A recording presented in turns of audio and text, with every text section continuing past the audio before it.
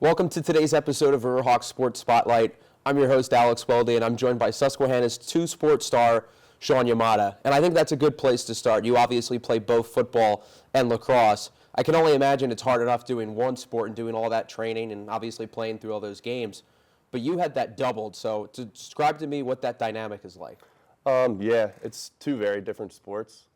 You definitely you can have the same mental capacity for both, but definitely takes different physical capabilities. One of the biggest things is training before the season.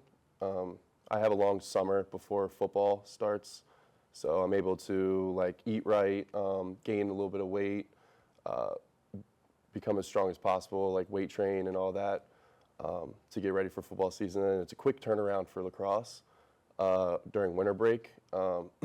Also dealing with nagging injuries from the football season.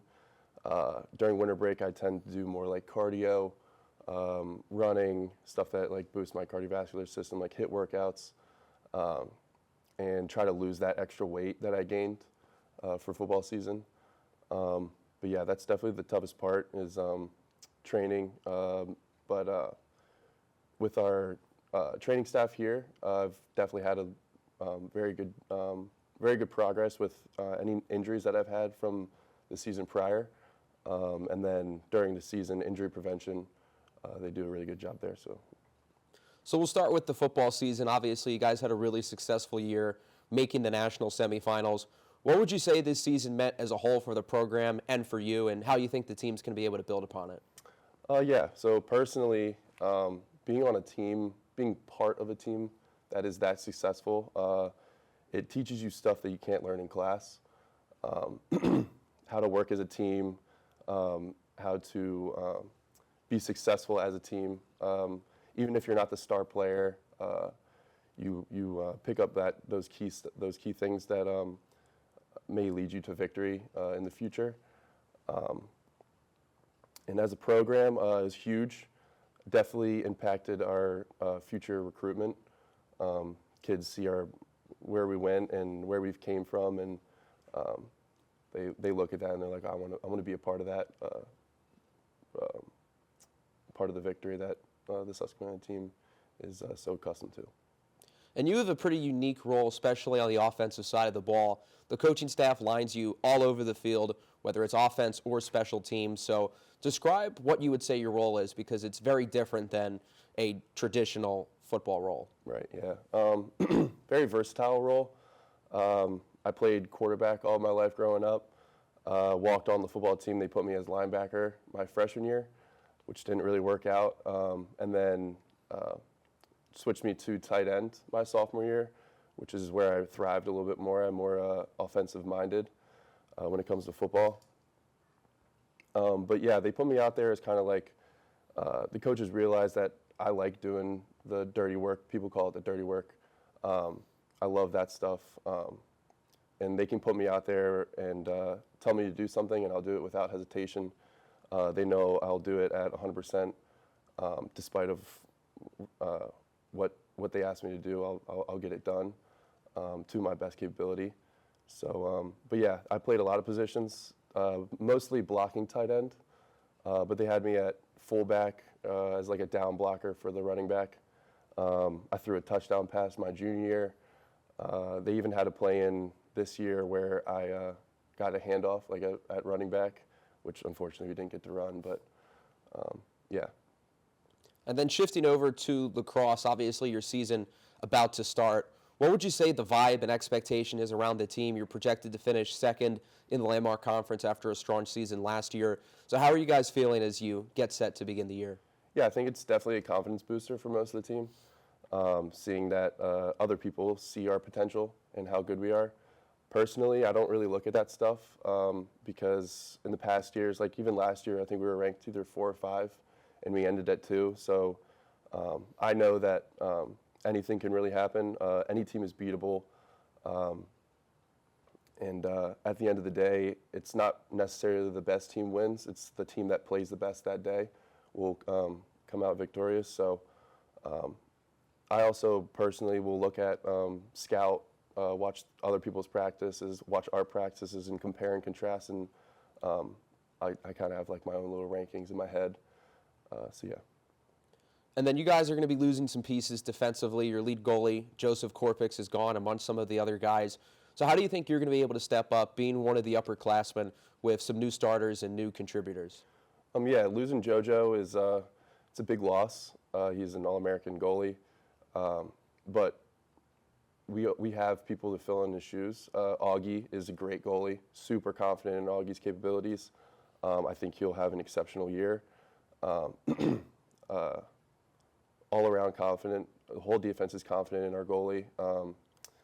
Defense is also super well rounded. I've been playing with the same guys for 4 years now. We're all seniors. So we kind of pick each other up. Constructive criticism. And then as an upperclassman, we like to watch the underclassmen, the freshmen, practice sometimes and sometimes take them out of the drill and tell them like what they've done, harp on what they do good, but also tell them what they can do better in. We are lacking a defensive coordinator, really, a coach that can really harp on our defensive skills. So having upperclassmen teaching the younger guys based on their own experiences is great. When I was a freshman, that's what the upperclassmen did, so I'm just doing what was done to me. So. And then this last question can apply to both football and lacrosse. Who are some younger guys on either one of those rosters who the national audience may not know? They haven't gotten a lot of in-game reps, but you think once they're going to be able to get some playing time that they're going to really shine?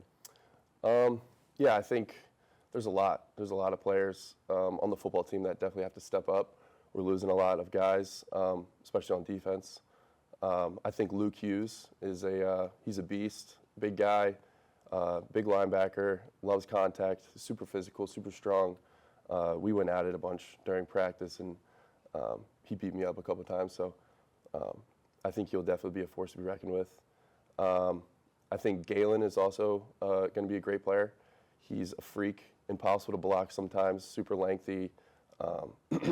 He's a D-end, super hardworking on and off the field. He also has some big shoes to fill with Jake Schultz graduating this year. But yeah, I think there's a lot of other players that will step up as well. For the lacrosse team, we have a lot of freshmen with a lot of talent. The game is definitely getting better and better as the years go on. In particular, I think Tyler Young is a great player. Big freshman, tall, can shoot through you, shoot over you, finds the back of the net a lot, and can also play defense, which I love to see. Another player I think will step up and has all preseason is Alexander Messina at faceoff. He hasn't really gotten his opportunity to show his capabilities in past years, but this year I think he's done a super good job so far. Definitely one of the hardest working kids I know. Hates losing face-offs, and I think that'll cause him to work harder and harder every year, or every play. He'll definitely end up giving us a lot of offense, causing us to score, ultimately leading us to victory. So, yeah. And then to build off of that a little bit, you mentioned, especially with lacrosse, how the senior players are usually critiquing or pointing out how the younger guys can get better. So overall, how would you say the best way for some of those underclassmen who are trying to work their way up the depth chart and get more reps, what's the best way for them to be able to do that and eventually get more in-game reps? I would say during practice, go 100%.